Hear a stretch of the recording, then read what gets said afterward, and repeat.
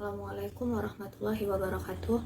Nama saya Aulia Zahra Ma'ruf Lubis dengan NIM 19017071. Nama saya Fatimah Zahra, NIM 1901700072. Nama saya Salsabila dengan NIM 190170038. Nama saya Roza Tarina dengan NIM 190170046. Nama saya Syafitrul Rama Aini dengan NIM 1901700064. Di sini kami akan menjelaskan mengenai kepuasan konsumen terhadap produk bakso dengan metode Kano. Yang mana di video ini kami akan memaparkan profil usaha dari Bakso Pim di Loksmawe. Yang kedua, populasi dan sampel, perkiraan perhitungan jumlah responden. Yang ketiga, video kuesioner yang akan kami tampilkan bahwa kuesioner dan responden benar adanya. Yang keempat, menganalisa hasil kuesioner berisi keadaan umum responden dan pertanyaan pada kuesioner. Yang kelima, important performance analysis, menganalisa dengan metode IPA. Dan yang terakhir ada model Kano, terpisahkan dengan must be, one dimension, attractive, dan indifferent. Baiklah, selanjutnya akan dilanjutkan Roza. Profil usaha Bakso Pim Loksmawe, alamat lokasi Jalan Banda Aceh, Medan, Kerungguku, Loksmawe, Aceh, Indonesia. Salah satu pilihan tempat makan bakso di Kota Loksmawe. Bakso Pim menawarkan menu bakso terbaik dengan resep bakso khas. Tersedia tempat yang nyaman dan pelanggan juga bisa memesan untuk dibawa pulang atau dibungkus. Bakso Pim Loksmawe menyediakan tempat parkir yang luas dan bersih. Ditambah lagi keamanan kendaraan Anda terjaga karena adanya tukang parkir yang khusus untuk menjaga kendaraan Anda. Populasi dan sampel. Hal pertama yang dapat kita lakukan adalah menghitung jumlah populasi dan sampel berdasarkan rumus Slovin dalam UMAR 2003.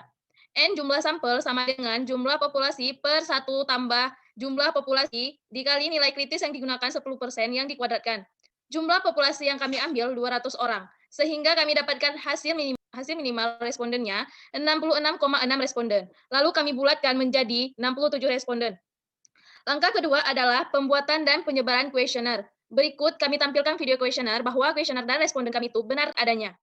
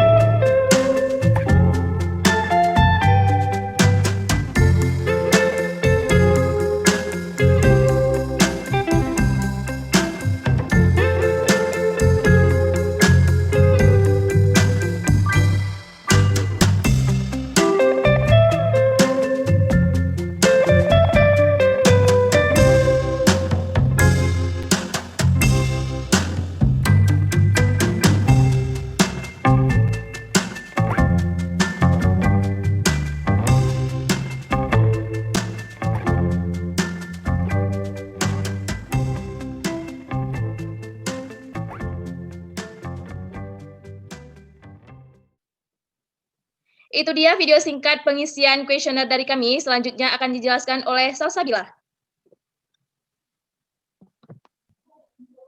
Dengan melihat kuesioner, maka kami dapatkan tabel umur responden dan tabel gender responden. Nah, di slide ini terdapat yaitu umur responden. Dari umur 15 sampai 19 dan seterusnya. Dan di sini terdapat jenis kelamin dari responden. Semua hasil kuesionernya, maka dapat kami simpulkan dari 67 responden terdapat 68,66 responden yang berkelamin perempuan dan 31,34% itu merupakan responden laki-laki, 58,21% itu merupakan responden dengan umur 15 sampai 19 tahun. Sedangkan 41,79% itu merupakan responden dengan umur 20 sampai 24 tahun. Selanjutnya akan dilanjutkan oleh teman saya yaitu Fatimah Az-Zahra. Silakan. Baik, terima kasih kepada saudari Salsabila. Saya akan melanjutkan penjelasan materi dari rekan saya tadi. Di slide ini berisi tabel pertanyaan-pertanyaan kuesioner yang kami rangkup berdasarkan penelitian yang kami lakukan. Berikut daftar pertanyaannya dan bobot yang tersedia. Lalu kami beri atribut pada setiap pertanyaan yang mana jawaban dari pertanyaan terdiri dari harapan dan kinerja. Ada 15 pertanyaan yang mencakup mulai dari karyawannya, menu makanan dan minumannya, kebersihan tempat, cita rasa makanan, dan harga. Nantinya 15 pertanyaan ini akan dikelompokkan menjadi 5 dimensi yang nanti akan saya jelaskan di slide berikutnya. 15 pertanyaan tersebut dinilai berdasarkan skala 1-5 dengan keterangan angka 1 suka atau sangat setuju, angka 2 mengharapkan atau setuju, angka 3 netral, angka 4 toleransi atau tidak setuju, angka 5 tidak suka atau tidak setuju. Tabel atribut metode Kano. Metode Kano ini dibagi menjadi 5 dimensi, yaitu reliability, responsiveness, tangibles, empati, dan assurance. Setiap dimensi dibagi lagi menjadi 2 kelompok yang menjadi kinerja dan harapan. Pada slide ini, reliability adalah kemampuan perusahaan dalam memberikan layanan bagi pelanggan. Reliability adalah hal-hal yang berkaitan dengan harapan seperti harga makanan dan minuman, ketepatan waktu saat pelayanan, hingga keramahan yang diberikan oleh karyawan dan staf. Responsiveness adalah kemampuan perusahaan dalam memberikan layanan bagi pelanggan. Sama seperti namanya, responsiveness berkaitan langsung dengan ketanggapan. Artinya, responsiveness adalah tentang bagaimana perusahaan memberikan layanan yang responsif terhadap semua keinginan dan kebutuhan pelanggan. Biasanya responsiveness ini diikuti dengan penyampaian yang runtut namun tetap mudah dimengerti. Pertanyaan yang berhubungan dengan responsiveness adalah contohnya, pelayanan yang diberikan yang di Baksopi Moksmawe dilakukan dalam waktu yang cepat, pelayanan menu makanan dan minuman di Baksopi Moksmawe bisa dilakukan secara mudah, dan pelayan atau karyawan yang ada di Baksopi Moksmawe tanggap dan catatan ketika dipanggil. Next. Tangibles adalah kemampuan perusahaan dalam memberikan layanan terbaik bagi pelanggan dan hal tersebut merupakan hal yang konkret. Artinya, kualitas tersebut dapat dilihat dan dirasakan secara langsung oleh pelanggan. Seperti apa tangibles ini? Misalnya, Anda bermalam di sebuah hotel, maka yang termasuk dalam tangibles adalah bangunan fisik hotel, fasilitasnya, hingga tampilan karyawan yang melayani. Pertanyaan yang berhubungan dengan tangibles ini adalah, contohnya pelayan di Baksopi Moksmawe menggunakan baju seragam yang sama. Empati. Empati yang berkaitan dengan kepuasan pelanggan erat kaitannya dengan perhatian yang tulus dan dekat kepada masing-masing pelanggan. Empati akan membantu Anda untuk mengetahui kebutuhan serta keinginan dari pelanggan secara spesifik. Next. Dimensi berikutnya adalah assurance. Assurance berkaitan dengan kepastian, tepatnya kepastian yang didapatkan dari pelanggan dari perilaku perusahaan. Assurance ini bisa didapat misalnya dari komunikasi yang baik, pengetahuan yang luas, hingga sikap sopan dan santun kepada pelanggan. Dengan adanya assurance, maka kepercayaan pelanggan terhadap produk Anda pun meningkat. Dengan adanya 5 dimensi kepuasan pelanggan ini, Anda bisa dengan mudah mengenali apa sebenarnya yang diinginkan oleh pelanggan. Ada dimensi dalam kepuasan pelanggan ini bahkan bisa membantu untuk meningkatkan kualitas produk serta layanan yang diberikan. Untuk slide selanjutnya akan dilanjutkan oleh rekan saya, Salsabila. Di sini saya akan menjelaskan tentang hasil data penilaian responden, kepentingan atau harapan.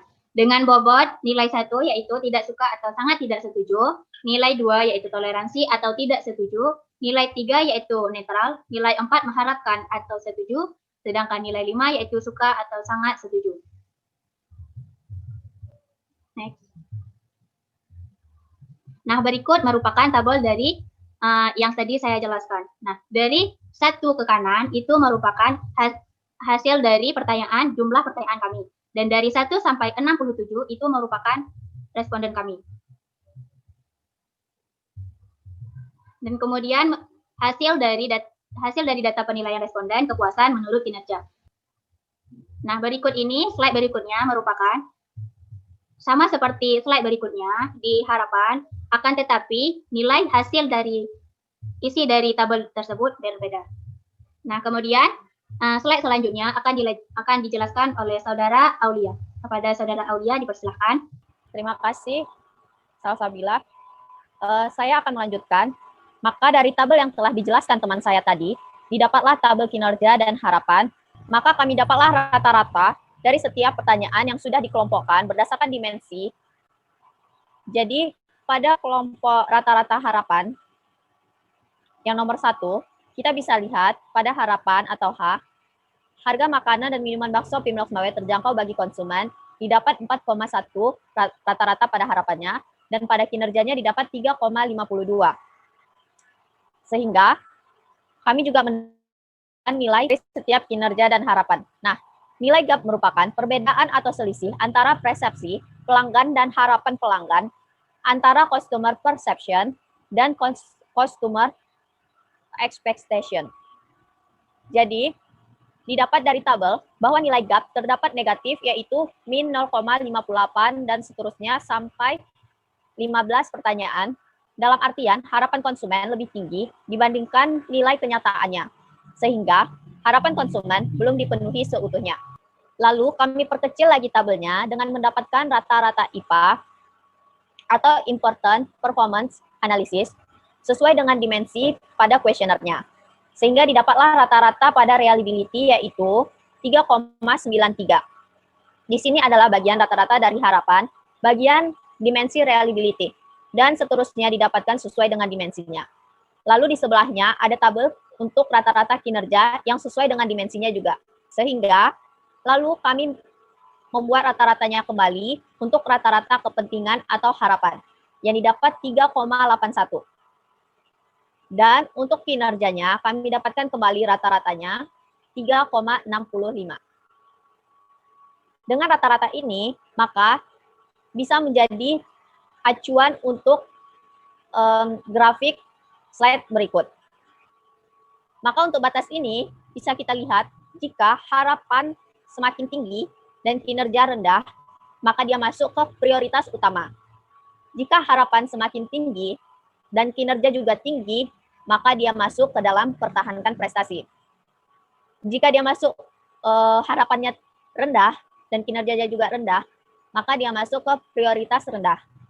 Jika harapannya rendah tetapi kinerjanya tinggi, maka dia masuk ke dalam berlebihan. Pertanyaan nomor 1 atau atribut nomor 1 berada di prioritas utama atau harapannya tinggi tetapi kinerjanya rendah. Untuk pertahankan prestasi ada atribut nomor 2, 3, 5, 11, 14, dan 15. Untuk prioritas rendah didapatkan atribut ada atribut 4, 8, 9, 10, 12, 13, dan 7. Untuk yang berlebihan ada kami dapatkan pada atribut nomor 6. Selanjutnya akan dilanjutkan oleh Syafitri. Kepada Syafitri dipersilakan.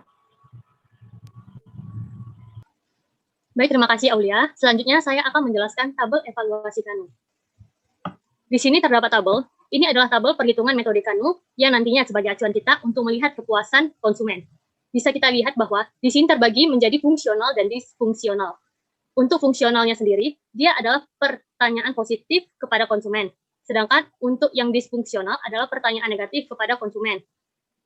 Misalkan, pada pertanyaan nomor 1, ditanyakan makanan dan minuman bakso tim terjangkau bagi konsumen.